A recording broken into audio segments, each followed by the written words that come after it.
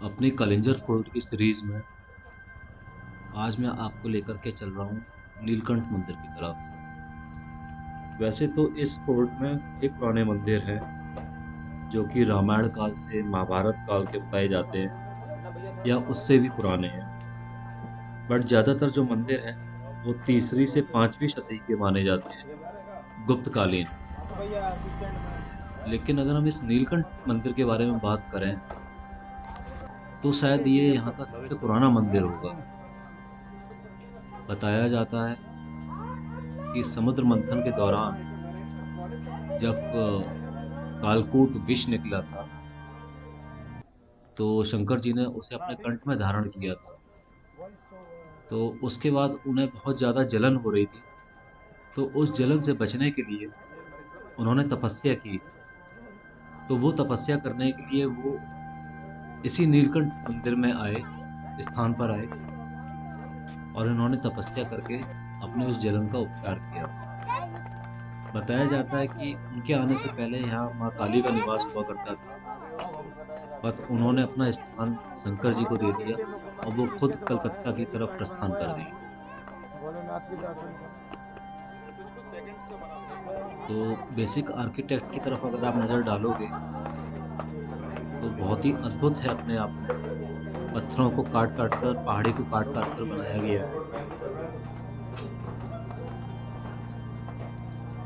वैसे तो मंदिर के बारे में कई कहानियां प्रचलित हैं, लेकिन मेन यही है कि उन्होंने जब कालकूट विष पिया तो यहाँ आकर के तपस्या करी। और पिछले ब्लॉग में जो मैंने आपको बताया था कि पाताल गंगा भी यहाँ पर स्थित है, वहाँ जाके उन्होंने डुबकी लगाई। उसके बाद में जिससे कि उनके विष का जो ताप है वो कम हो सके, उसके बाद में बताया जाता है कि गंगा जी जो है वो पाताल में समा गई।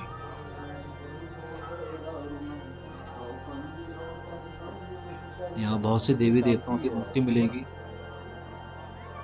बेसिकली बताया जाता है कि ये जो मंदिर है इसका निर्माण शिवरात्रि के दिन नागलोक के नागों द्वारा करवाया गया। प्रसाद कहाँ मिलेगा? और आज भी कहा जाता है कि रात को शाम होने के बाद में यहाँ कोई नहीं रुकता है, और रात में इच्छाधारी नाग आकर के यहाँ पूजा करते हैं। और सुबह मंदिर जब खुलता है तो सब कुछ जस का तस मिलता है।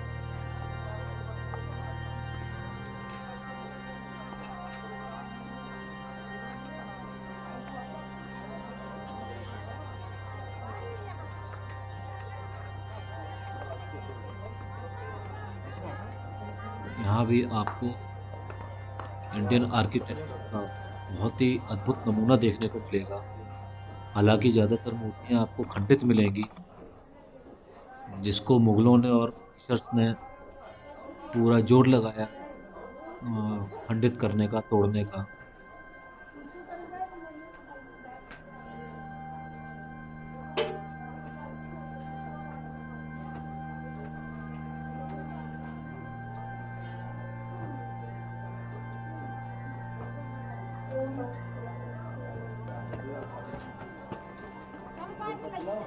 आप देख सकते हैं किस तरह से चट्टानों को काट कर मूर्तियों को उकेरा गया है।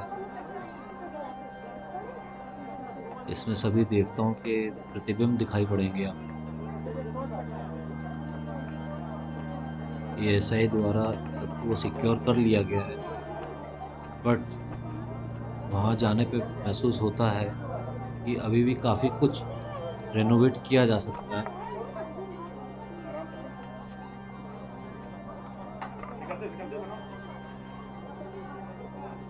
हिंदू आस्था और हिंदू मान्यता का बहुत बड़ा प्रतीक है ये मंदिर।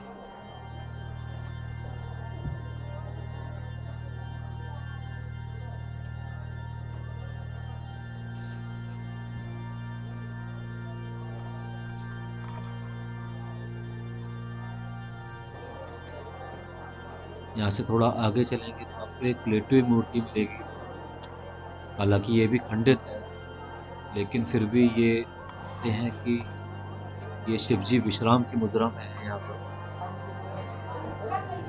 ये गणेश जी की खंडित मूर्ति है, कई टुकड़ों में आपको उनका शरीर मिलेगा।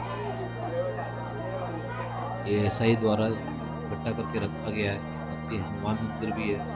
लोग जबड़ के लिए ये तो नहीं सामने आप आएंगे। देख रहे हो, ये प्रांगण है जो, ये हवन के डंडे लिए से बनाया करेंगे। गया है।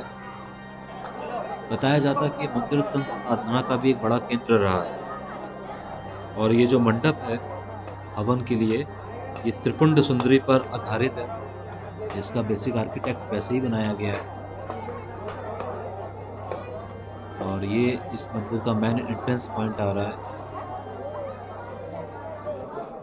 यहाँ की दीवारों की नक्काशी और मूर्तियां देखने के काबिल थी।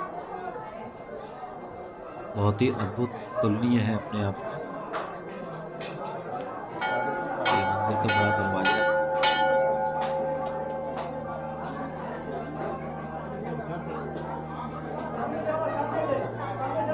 बताते हैं कि आप कुछ भी मान्यता करके यहाँ पर आइए सच्चे मन से, वो जरूर पूरी होती है।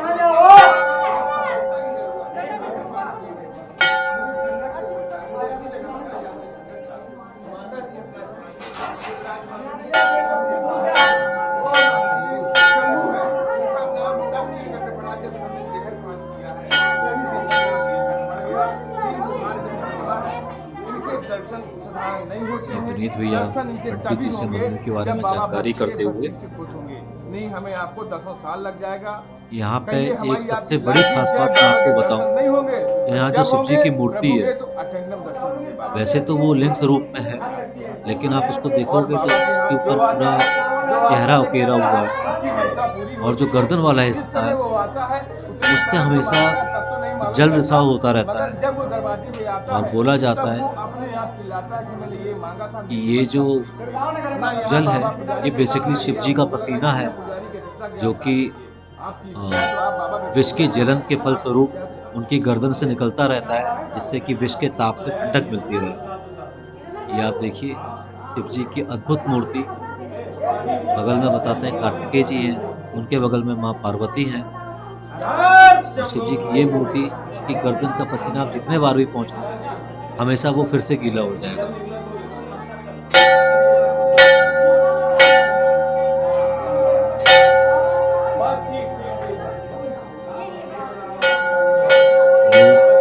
मान्यता है कि ये पसीना स्वरूप जल लोग अपने शरीर में, माथे पे और अंग अंगों पे लगाते हैं, जिससे कि ताप में आराम मिलता है।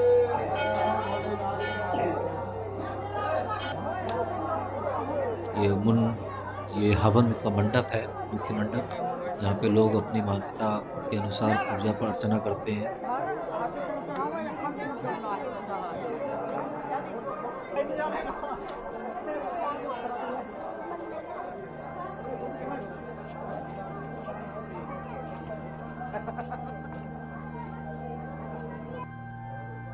और ये हम आ गए हैं शंकर जी की 7.5 मीटर ऊंची प्रतिमा के पास में,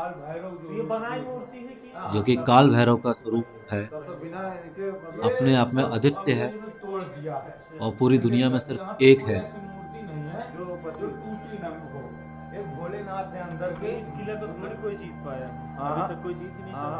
खंडित हो गए। हाँ खंडित हो गए, लेकिन यहाँ का कोई पा नहीं पाया कुछ। ये इनका कालजयी स्वरूप है। और कहीं ना कहीं ये भी मान्यता है कि शायद इसी स्वरूप के कारण यहाँ का नाम पड़ा है कालिंजर, जहाँ शिव जी ने काल को जर्जर कर दिया, उस पर विजय प्राप्त की। ये मंदिर के ऊपर छोटा सा पोखर है, जिसमें मछलियां हैं।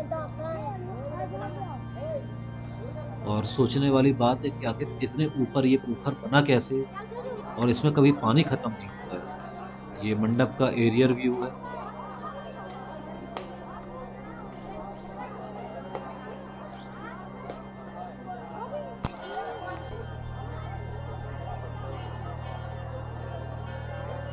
ये इस प्रांगण के आसपास का नज़ारा देखने में बहुत ही अद्भुत, बहुत ही अतुलनीय। आस्था के एक बड़ा केंद्र।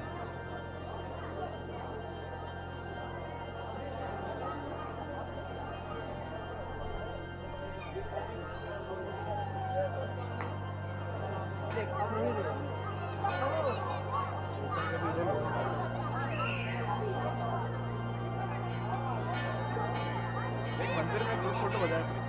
हाँ अच्छा अच्छा अच्छा। और ये नजीब भाई और नईम भैया के साथ।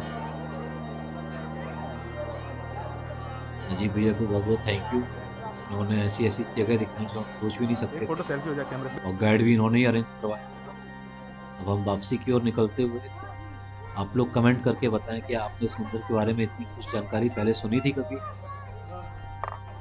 अगर अच्छा लगा तो चैनल को लाइक, शेयर और सब्सक्राइब करें। Thank you so much.